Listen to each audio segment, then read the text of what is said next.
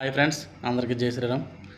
మొన్న అభినయ్ మీద ఎవరో హత్య ప్రయత్నం చేశారని చెప్పేసి సోషల్ మీడియాలో ఒక పెద్దగా న్యూస్ స్ప్రెడ్ అవుతుంది. తర్వాత కూడా చూసాం, తర్వాత కూడా అన్నీ గమనించాం. అతనికి అతనే సృష్టించి అన్నీ చేశాడు, ఆయనకు ఆయనే అన్నీ జరిగినాయని చెప్పేసి మొత్తం ఆయన అరెస్ట్ కూడా చేశారు.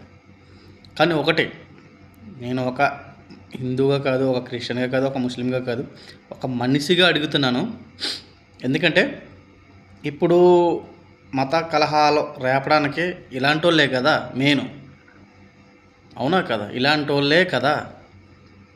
ఇప్పుడు ఆయన అడిగారు, ఒక ప్రెస్ మీట్, ఒక అతను వచ్చి అడిగాడు, మీ మీద దాడి చేసింది ఎవరంటే వాళ్ళ మాటలు ఏంటని అడిగితే అతను ఏమన్నాడు, నన్ను ఇలా చేశారు, కొట్టారు, చేశారు, కానీ ఆయన మాట్లాడలేదు, ఒకటే మాట అన్నారు, జై శ్రీరామ్ అని అన్నారు అని చెప్పేసి అతను చెప్తున్నాడు.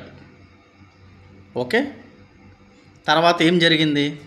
ఆయనకి ఆయన స్క్రిప్టు చేసి ఇలా జరిగింది, అలా జరిగింది అంతా మొత్తం సోషల్ మీడియాలో ఆల్మోస్ట్ వచ్చేసింది.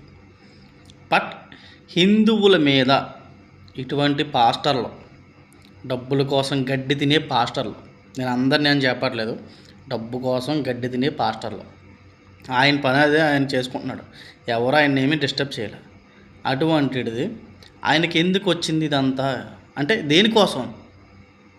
అంటే హిందువుల మధ్యన, క్రిస్టియన్స్ మధ్యన, ముస్లిమ్స్ మధ్యన గొడవలు పెంచడానికి ఇదంతా జరిగేది.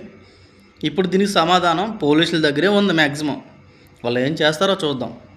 ఎందుకంటే పర్టికులర్గా దొరికిపోయాడు, ఆయనే స్క్రిప్టు, ఆయనే ఇది చేశాడు, ఆయనే మొత్తం కర్త కర్మ క్రియలన్నీ ఆయనయే. మధ్యలో హిందూ పేరు ఎందుకు తీసుకొచ్చాడు?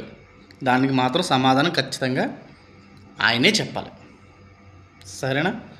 జై శ్రీరామ్.